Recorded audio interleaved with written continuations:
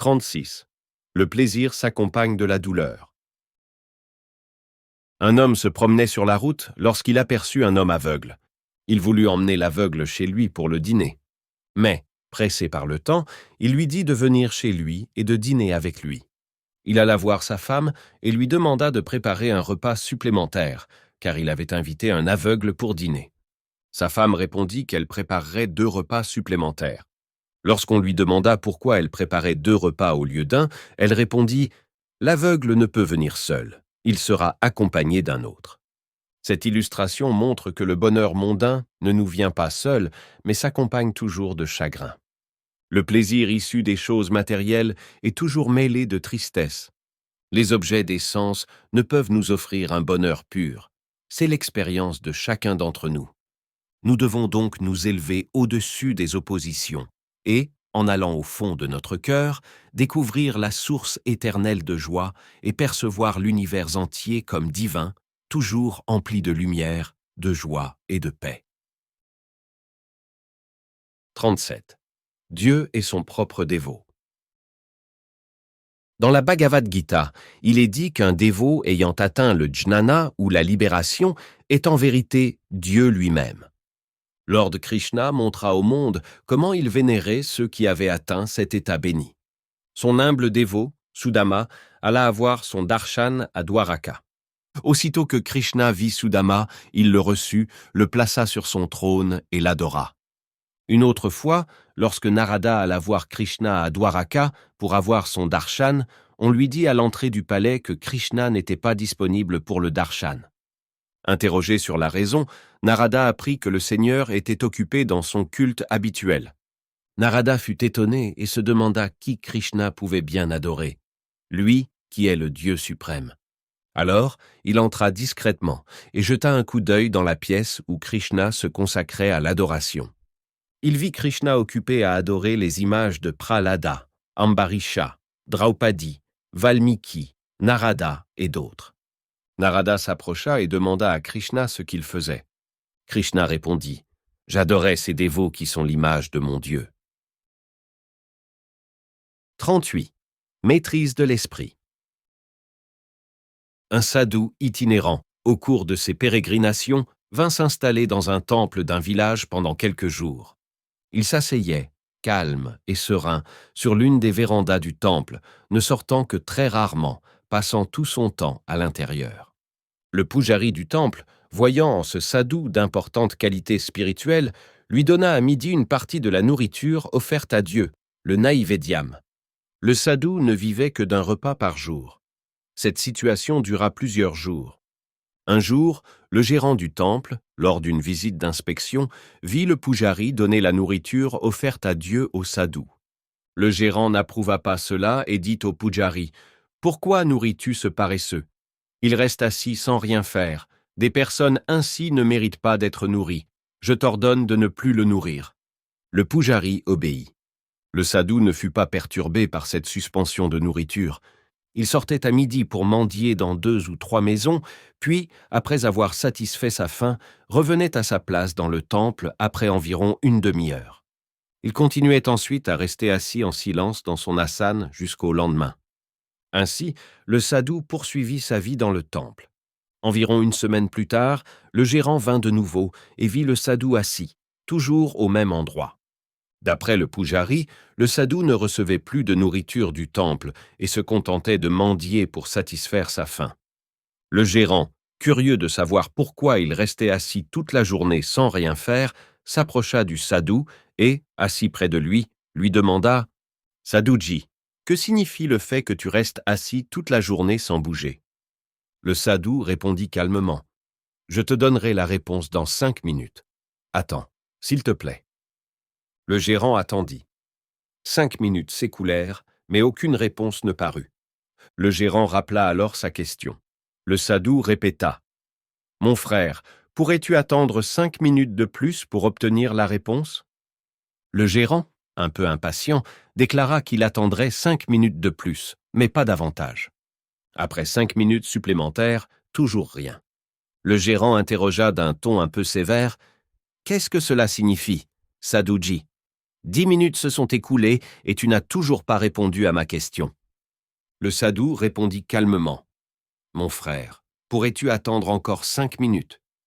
Le gérant, désormais impatient et agité, se leva, regarda sa montre et déclara finalement. Écoute, Sadhuji, j'ai beaucoup de travail à faire. Je ne peux pas me permettre de perdre mon temps comme toi. Je te donne 5 minutes de plus pour répondre. Si tu ne satisfais pas mon souhait, je partirai. Le gérant attendit encore 5 minutes, mais aucune réponse ne vint. Fâché, grognon et irrité, il quitta le temple. Après avoir marché quelques mètres, il s'arrêta et réfléchit. Je ne peux pas rester assis en silence pendant 15 minutes, alors que ce sadhu reste là, sur la véranda, 24 heures sur 24, sauf pour de très courts moments. Quel pouvoir et quel contrôle sur son esprit il possède. Son admiration pour le sadhu grandit considérablement. Il retourna dans le temple, appela le pujari et dit « Pujari, à partir de demain, tu dois nourrir le sadhu avec les offrandes de nourriture destinées à la divinité, aussi longtemps qu'il restera ici. » Après avoir salué le sadhu avec toute humilité et révérence, le gérant quitta les lieux. En vérité, contrôler son esprit et rester assis en silence, sans penser à bouger, n'est pas chose aisée. Seules les âmes rares, qui ont maîtrisé leur esprit par la concentration sur Dieu, peuvent y parvenir. 39. Abandonne-toi et tu obtiendras Dieu. Dans une maison, il y avait un pot de yaourt dans la cuisine. Le pot n'était pas couvert. 2 grenouilles, l'une grande et l'autre petite, en sautillant, tombèrent dans le pot de yaourt. Elles se débattirent un certain temps pour en sortir, mais en vain. La plus grosse grenouille, abandonnant tout espoir, resta immobile et s'enfonça au fond avant de mourir. La plus petite, refusant de céder, se débattit pendant des heures. Complètement épuisée, elle resta un moment immobile. Par ses luttes incessantes et ses mouvements continus dans le pot, le yaourt fut baratté et du beurre se forma à la surface. Lorsque la grenouille s'arrêta de lutter, épuisée, et se calma, le beurre se rassembla progressivement en un petit bloc. Cela offrit à la petite grenouille l'occasion de bondir hors du pot. Cette histoire montre clairement que la lutte, la sadhana, est essentielle pour obtenir la liberté face au fardeau de la vie mondaine. Tu dois lutter ardemment pour atteindre Dieu et, lorsque tu es complètement épuisé par l'effort, rester immobile en te soumettant à ses pieds, et il viendra à toi en tant que ton sauveur. 40. Compassion pour celui qui critique. Bouddha est un exemple éclatant de celui qui, ayant atteint le nirvana, ressent amour et compassion pour toutes les créatures vivantes, qu'elles soient bonnes ou mauvaises. Un jour, lors de ses pérégrinations pour diffuser le message du Dharma, il se rendit dans un lieu où vivait un homme qui ne respectait pas la vie ni la mission de Bouddha. Cet homme s'approcha de Bouddha et lança contre lui de vives injures. Bouddha sourit et ressentit une grande compassion pour lui. D'un ton serein, il lui dit « Mon ami, je ne suis nullement affecté par ce que tu viens de me dire. Dis-moi, si tu offres un fruit à quelqu'un et que ce fruit ne lui est pas accepté, où va-t-il » C'était une question simple, et l'homme répondit « Bien sûr, il me revient. » « Mon ami, reprit Bouddha, sache que je n'ai pas accepté tes injures. » À cet instant précis, l'homme fut submergé par un changement. Il se jeta aux pieds de Bouddha et implora pardon. Comme le dit à juste titre un célèbre saint, Dieu habite dans le cœur où règne compassion, pardon et paix. 41. Reste toujours près de Dieu. Un jour, un saint se promenait dans une rue. Sur la véranda d'une maison, un homme moulait du riz sur une pierre à moudre.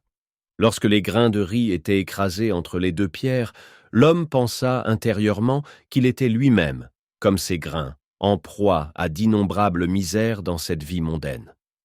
Touché par cette pensée, son cœur se remit en mouvement et il se mit à pleurer. Le saint, voyant cela, s'approcha et lui demanda « Mon frère, pourquoi pleures-tu » L'homme répondit qu'il se sentait comme les grains de riz écrasés entre les 2 pierres. Alors, le saint lui demanda de soulever la pierre supérieure et lui montra comment les grains près du clou central restaient entiers et non écrasés, tandis que ceux qui s'en éloignaient étaient réduits en poudre. Il exhorta les meuniers. Regarde, si tu te souviens de Dieu et restes près de lui, tu ne seras jamais pris dans les pièges du monde. Tu dois toujours rester dévoué à Dieu, et ainsi tu pourras vivre dans ce monde comme les grains de riz intacts qui, étant en contact étroit avec le clou, restent inaltérés face aux adversités. 42. Vois Dieu partout. Pendant le combat entre Rama et Ravana, il arriva un moment où tous les singes qui composaient l'armée de Rama furent attaqués par les Rakshasas avec une force destructrice si terrible que leur situation devint extrêmement précaire. Sri Rama, voyant la douleur et la panique de ces singes, décida d'agir pour sauver la situation. Par sa puissance divine, il changea soudainement les combattants des deux côtés en sa propre forme. Ainsi, tous les singes de l'armée de Sri Rama et tous les Rakshasas de celle de Ravana apparurent comme Sri Rama lui-même. Chaque singe vit alors dans l'autre singe, sur le champ de bataille, l'image de son seigneur Sri Rama, et l'embrassa, dansant de joie, tandis que chaque Rakshasa voyait en l'autre Rakshasa l'image de Sri Rama, son ennemi juré. Alors, ils se combattirent férocement entre eux et s'entretuèrent. Si, comme ces singes, tu vois également Rama partout avec l'œil de la foi et de la dévotion, la peur disparaîtra de toi. Il ne subsistera en toi qu'un amour inconditionnel, et tu aimeras tous de manière égale, nageant dans un océan de félicité. 43. Tu deviens ce que tu penses. Dans une école, un enseignant donnait des cours à une classe. Il remarqua qu'un des garçons n'était pas attentif aux leçons et semblait ailleurs dans son esprit. L'enseignant demanda au garçon pourquoi il était si distrait. Le garçon admit que son esprit ne se concentrait pas sur les leçons car il pensait sans cesse à un taureau qu'il adorait tant chez lui. Alors, l'enseignant lui demanda d'aller sur une colline voisine, de s'y asseoir et d'y penser au taureau aussi longtemps qu'il le souhaitait. Le garçon s'assit donc sur la colline pendant 7 jours consécutifs, ne pensant qu'à son cher taureau. Après 7 jours, il se sentit à court d'idées concernant le taureau et décida de retourner en classe. Il attendit devant la salle. L'enseignant, depuis la classe, lui demanda d'entrer s'il avait fini sa méditation sur le taureau. Le garçon répondit qu'il n'irait plus sur la colline, mais qu'il ne pouvait pas entrer dans la salle de classe car ses cornes étaient trop longues pour passer par la porte. Par le biais de sa pensée constante sur le taureau, le garçon avait fini par croire qu'il était lui-même devenu le taureau. Voilà la puissance de la pensée concentrée. Ainsi, en se concentrant sur le taureau, il en vint à croire qu'il était le taureau. Alors qu'un homme dont la nature véritable est déjà divine peut atteindre plus aisément la divinité en concentrant son esprit sur Dieu dans la méditation. 44. Le secret du roi a éclaté. Il était un roi et une reine. La reine était une femme très dévote, occupée la majeure partie du temps à adorer Dieu et à répéter son nom. Elle était heureuse à tout point de vue, sauf en un. Son mari n'était pas dévot. Elle souhaitait ardemment que son mari ait aussi foi et dévotion. Elle ne le voyait jamais en train de prier ou de répéter le nom de Dieu. Un jour, alors que la reine se réveilla en pleine nuit, elle entendit le roi, qui dormait à ses côtés, murmurer « Ram, Ram » dans son sommeil. Cela lui fit grandement plaisir. Entendre son mari répéter le nom de Dieu, même dans son sommeil, n'était pas une joie ordinaire pour elle. Pour célébrer ce grand événement, elle organisa le lendemain un festival et un grand festin. Lorsque le roi vit les préparatifs extraordinaires pour ce festival inhabituel, il demanda à la reine de quoi il s'agissait. La reine répondit que c'était un jour très important dans sa vie, car elle avait entendu le roi prononcer le nom de Dieu dans son sommeil la veille. Le roi fut alors stupéfait. Il regretta amèrement que la discipline spirituelle qu'il avait observée longtemps en secret fût révélée aux autres. 45. Un véritable miracle. Il fut un roi en Inde. L'un de ses nombreux serviteurs reçut la grâce divine et son esprit se tourna vers Dieu. Après s'être dévoué à Dieu pendant un certain temps, il se rendit compte qu'il ne pouvait plus servir le roi. Il renonça donc à son poste et se rendit dans l'Himalaya pour y pratiquer des austérités. Quelques années plus tard, il réalisa Dieu et redescendit dans les plaines pour œuvrer au bénéfice de l'humanité, ce que l'on appelle en sanskrit le Loka Sangraha. Dans ce cadre, il décida de procéder à un grand yajna, sacrifice. En Inde, les sacrifices se font en offrant des offrandes à Dieu par le feu afin d'obtenir certains résultats. Dans ce cas, le but était de garantir l'abondance et la prospérité pour l'humanité. Le saint sollicita des dons pour cette grande œuvre auprès de divers princes et autres riches qu'il connaissait. Déjà très populaire, de larges donations affluèrent. Il envoya également son appel au roi sous lequel il avait servi jadis. Bien que le roi ne sache pas de qui provenait exactement l'appel, lui aussi envoya une somme décente en guise de contribution pour le sacrifice. Le jour du sacrifice, tous les donateurs se rassemblèrent pour assister à la cérémonie à laquelle ce roi assista également. Le roi ne put reconnaître le yogi car il l'avait quitté de nombreuses années auparavant et avait depuis complètement changé d'apparence. Lorsque la cérémonie fut terminée et que les invités s'apprêtaient à prendre congé du yogi, ils s'approchèrent un à un pour lui dire adieu. Le roi alla lui aussi à genoux et dit « Ô Seigneur, j'ai entendu dire que tu possèdes de grands pouvoirs miraculeux. Pourrais-tu, s'il te plaît, me montrer un miracle ?» Le yogi répondit « Le miracle a déjà été accompli. »« Comment ?» demanda le roi, surpris. « Je n'ai vu aucun miracle ici. » Alors le yogi, en souriant, dit « Dois-je dire que j'étais ton serviteur il y a quelques années ? Chaque fois que tu m'appelais, je courais vers toi et m'inclinais pour recevoir tes ordres. Maintenant, je suis assis face à toi comme un roi, et toi, tu t'inclines devant moi. Y a-t-il un miracle plus grand que cela ?» 46. Dieu sauve son dévot. Sous le nawab de Bijapur, un agent des recettes était chargé de la taluka de Mangalweda. Son nom était Damaji. Il était un grand Bhakta de Vithoba. À l'époque, les taxes et loyers des propriétaires étaient collectés en nature, sous forme de riz et de blé, et entreposés dans un dépôt. Ainsi, le dépôt de Mangalweda était rempli de grains collectés en taxes et loyers. Un jour, une grande famine survint dans la taluka et la population souffrit de la faim. Les habitants se rendirent alors chez Damaji pour obtenir de l'aide. Il donna tout ce qu'il avait et finit par distribuer tous les grains du dépôt gouvernemental aux affamés. Le chef comptable de Damaji, jaloux, pensa que si Damaji était démis de ses fonctions, il pourrait le remplacer. Il envoya donc une information au nawab de Bijapur disant que Damaji avait distribué tous les grains du dépôt aux habitants. Dès que le nawab apprit la nouvelle, il envoya immédiatement ses hommes pour arrêter Damaji et le présenter devant lui. Lorsque les Sepois arrivèrent à Mangalweda, Damaji était en train de chanter le kirtan. Les Sepois interrompirent le chant et exigèrent que Damaji les suive. Damaji annonça à ses gens qu'il avait été convoqué par le nawab et partit. Voyant son dévot dans une grande détresse, Vithoba décida de venir en aide à Damaji. Vithoba prit la forme d'un paria, apparut devant le nawab et déclara « Je suis le serviteur de Damaji de Mangalweda. Il m'a envoyé avec l'argent pour couvrir la valeur totale des grains qui vous sont dus en taxes et loyers. » Le nawab répondit « Cela représente des lakhs de roupies. Comment comptes-tu payer? Où as-tu obtenu l'argent ?» Le paria répondit « Je l'ai ici. Vous pouvez prendre l'argent de ce sac. » Ainsi, il remit au nawab un petit sac. Le nawab le vida et fit compter l'argent. Il contenait exactement la somme qui lui était due par Damaji. Conformément aux règles, le nawab remit ensuite au paria un reçu pour l'argent.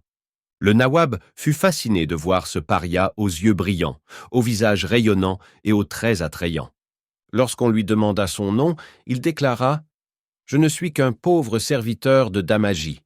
Mon nom est Vithu Mahar », puis disparut.